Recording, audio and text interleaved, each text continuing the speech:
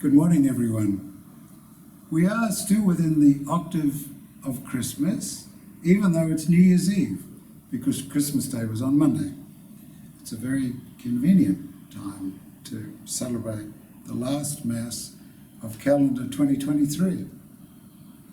And so we have the same prayers, the same collects, and we have a choice of two different epistles and two different Gospels. So today we selected the alternative epistles and Gospels. But the Nativity message is still very strongly much the same as it was. Nice grammar. So what was that message? That message was the Christ light was born in our hearts at this time. It's really a remembrance of that, and every year we remember it. Last time we talked about the preparation for Advent, and what were we preparing for? Were we just preparing for presents under the tree? Well, that's always nice. But what we were really preparing for was to increase our sensitivity. We talked about this. Spiritual sensitivity, such that when these blessings occur, at the so-called spiritual thin times, Christmas and Easter, the separation between heaven and earth is very thin. Christ's blessings come through to us very strongly. We take advantage of that. That's what we're preparing for. They come through whether we're ready for them or not. And we're still blessed, whether we're even aware of it or not. But the point is, as Christians, we're on a path, a unique path. Every Christian has a unique path. Unique obligations, unique responsibilities, and unique experiences. But those experiences can be enhanced as we become closer and closer to Christ. Those experiences give us strength and fortitude from all the fractious hoorah of the world. The world dismantles anything to do with spiritual advancement. It what I call corrodes. 24 hours of Earth's corrosion is enough for us to forget a lot. That's why I always recommend, as soon as your eyes are open, you say two things. One, oh, I'm alive. That's nice. Secondly, I dedicate this day to God. Very simple. Very simple. Let's have a look at the epistle and see if some of this message is coming through. So this morning we read from the letter to the Hebrews. The writer of this is unknown. So Russell read this morning. And it just reminds us about the way that the Messiah, as the Jews call it, some people call it the world teacher, some people call it all sorts of different names, comes to earth periodically.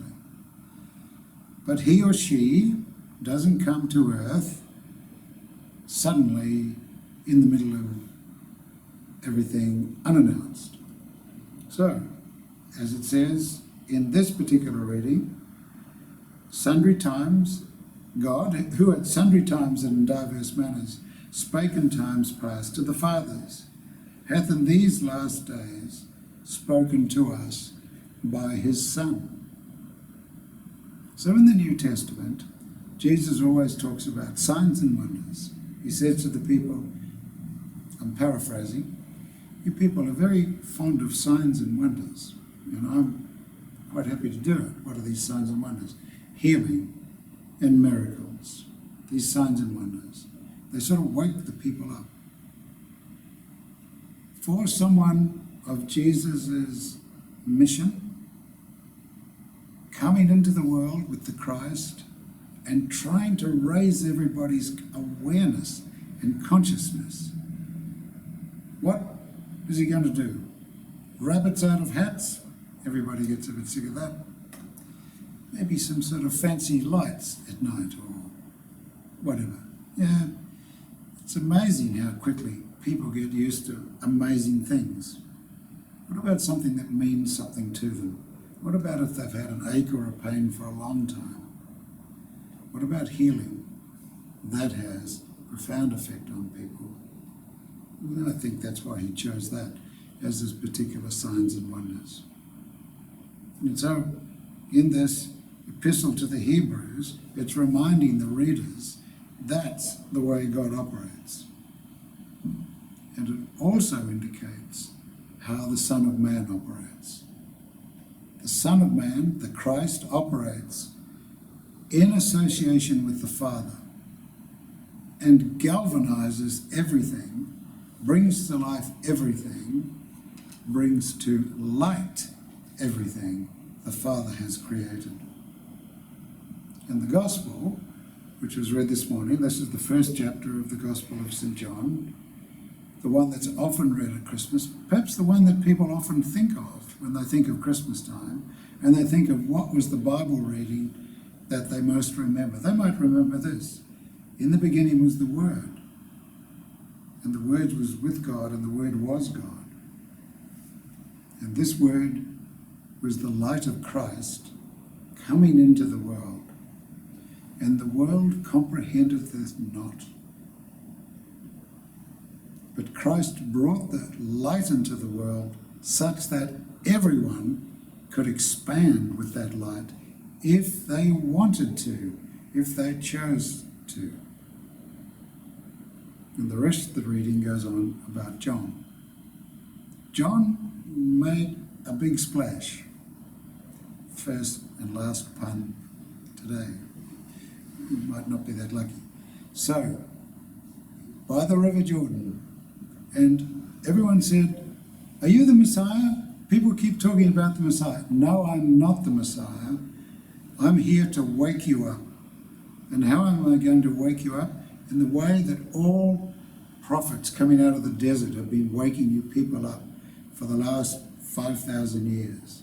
That is, repent and get your life in order. There was a reading in one of the epistles and gospels for Christmas where Jesus says, having achieved all things and having had all my sins forgiven. It's a funny thing to hear someone like that say, isn't it? But what it means is all the obligations that were required for someone then to become the perfect example of what we could all become was shown as an example for us. So John said to everybody, wake up. He's already here. He's probably standing in this crowd. But the fact that you can't recognize him means that you're so distracted with everything that you're doing and your own shortcomings. And that's fine as far as it goes, but you're not doing anything about it. He's a wild man, John. Looks pretty wild. Just lived in the desert, pretty basically. Bear Grylls or whatever his name is might have learnt one or two things, how to eat locusts and so on. But he points out, John points out, I know my place. My place is to prepare you, because I'm not fit to loosen the Messiah's sandals. He's not being cute and humble. He's telling the people that there was a spiritual hierarchy, and all of us should recognize it. But he's also saying that if you want to get close to the Christ, you prepare in your own way, but recognize your shortcomings. Endeavour not to try and do them again. Recognize what your unique part in life is and walk that path. Because the Christ will, this is John talking, the Christ will be among us personally, in person. What an opportunity. Not all generations will experience this opportunity, John says. You are blessed. This generation is blessed. Do something about it. Well, we should do something about it as well. We should prepare. We should prepare for the Christ that is the light inside us. is the guidance with us, that we tune into every day, that withstands the corrosion of the world. If we're experiencing that, that's us. That's our smaller self.